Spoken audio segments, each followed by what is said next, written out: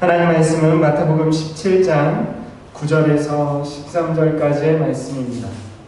그들이 산에서 내려올 때에 예수께서 명하여 이르시되 인자가 죽은 자 가운데서 살아나기 전에는 본 것을 아무에게도 이르지 말라 하시니 제자들이 물어 이르되 그러면 어찌하여 서기관들이 엘리야가 먼저 와야 하리라 하나이까? 예수께서 대답하여 이르시되 엘리야가 과연 먼저 와서 모든 일을 회복하리라.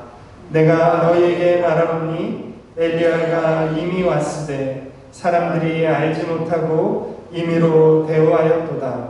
인자도 이와 같이 그들에게 고난을 받으리라 하시니 그제서야 제자들이 예수께서 말씀하신 것이 세례 요한인 줄을 깨달으니라. 아멘. 오늘 말씀은 영광에서 고난으로라는 제목으로 말씀을 나누기 원합니다.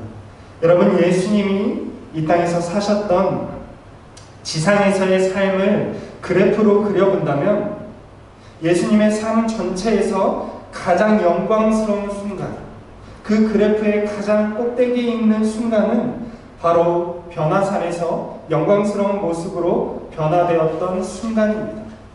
예수님은 세 명의 제자를 데리고 산으로 올라가셔서 하나님의 아들이신 예수님의 참 모습을 그들에게 보여주셨습니다.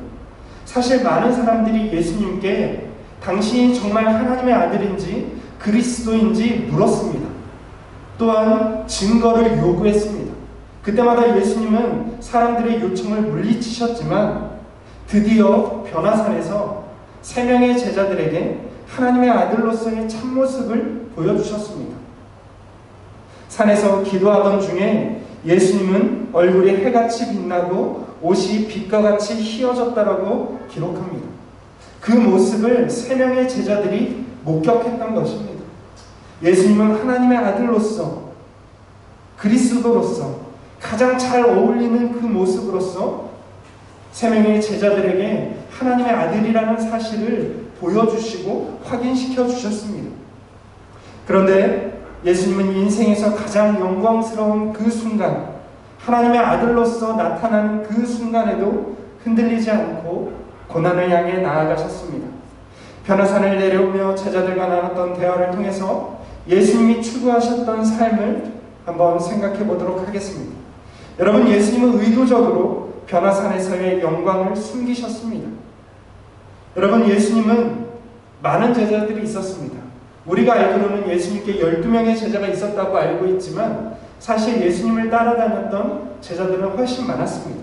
그러나 그 중에서 예수님은 하나님의 아들로서 보여주기 위해서 단 3명의 제자들만 데리고 갔습니다.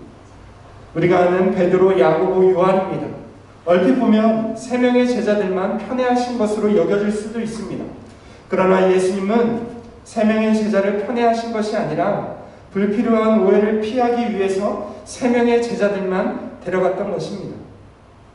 9절 말씀을 보면 산에서 내려올 때 예수님이 3명의 제자들에게 예수님의 참모습을 목격했던 3명의 제자들에게 이렇게 명령합니다. 인자가 죽은 자 가운데서 살아나기 전에는 본 것을 아무에게도 이르지 말라. 예수님은 변화산에서 영광스러운 하나님의 아들의 모습을 보여주셨습니다.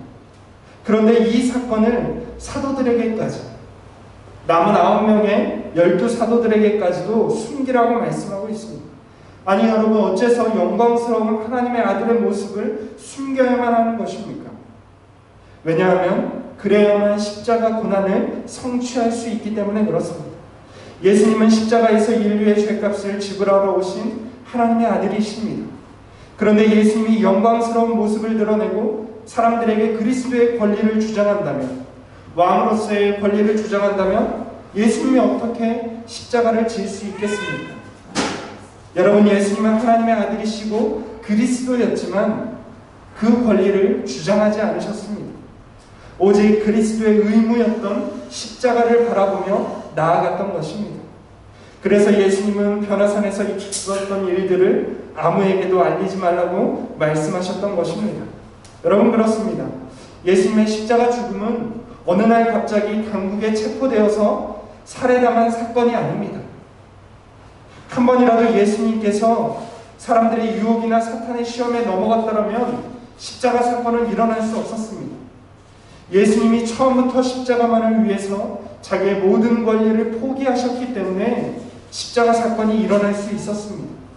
여러분, 오병이어 사건에서 예수님이 사람들 5,000명이 넘는 사람들에게 떡을 나눠주셨을 때에 사람들이 예수님을 왕으로 삼으려 했습니다. 예수님이 그때 마지못해 그들의 요구를 들어주었더라면 십자가 사건은 일어나지 않았을 것입니다. 그러나 예수님은 묵묵히 십자가만을 바라보셨습니다. 가장 영광스러운 순간에도 예수님은 십자가를 바라보고 계셨던 것입니다. 여러분, 예수님은 영광을 의도적으로 고난으로 연결시키셨습니다. 십자가를 지기 위해서 영광의 순간을 고난으로 연결시키셨다는 것입니다. 여러분, 산에서 내려오면서 제자들이 예수님께 물었습니다. 예수님, 어째서 서기관들은 엘리야가 먼저 와야 한다고 말합니까? 당시에 서기관들은 말라기서 4장 5절의 말씀을 해석해서 메시아가 오기 전에 엘리야가 와야 한다고 가르쳤습니다. 말라기 4장 5절 말씀을 같이 한번 보도록 하겠습니다. 스크린으로 보도록 하겠습니다. 보라, 여호와의 크고 두려운 날이 이르기 전에 내가 선지자 엘리야를 너희에게 보내리니. 여러분, 이 말이 무엇입니까? 서기관들은 이 말라기 선지자의 450년 전 예언을 해석해서 메시아, 그리스도가 오기 전에는 엘리야가 올 것이다 라고 가르쳤습니다. 그 이야기는 무엇이냐면 엘리야가 오지 않았기 때문에 예수님은 그리스도가 아니다 라고 주장했던 것입니다. 그래서 제자들은 궁금했습니다. 지금 3명의 제자들은 산에서 하나님의 아들이신 예수님의 참 모습을 목격한 상황입니다. 더 이상 이 제자들에게는 예수님이 하나님의 아들 그리스도라는 사실에 대한 의심이 없습니다. 그래서 물어보는 것이죠. 어째서 서기관들은 엘리야가 와야 한다라고 얘기하는데 엘리야는 어디에 있습니까? 라고 물어보는 것이죠. 그러자 예수님은 엘리야가 먼저 와야 하는 것이 맞다고 인정하시면서 문제는 서기관들이 엘리야가 오리라는 예언의 성취를 깨닫지 못한 것이라고 설명하십니다. 여러분, 예수님은 세례 요한에 대해서 이렇게 설명하십니다. 12절 말씀을 보면 엘리야가 이미 왔으되 사람들이 알지 못하고 임의로 대우하였도다. 인자도 이와 같이 그들에게 고난을 받으리라. 세례 요한은 바로 오리라 한 엘리야였습니다. 그런데 사람들은 그를 엘리야로 인정하지 않고 임의로 대우하였습니다. 어떻게 대우했습니까? 세례 요한을 옥에 가두고 목을 베어서 죽였습니다.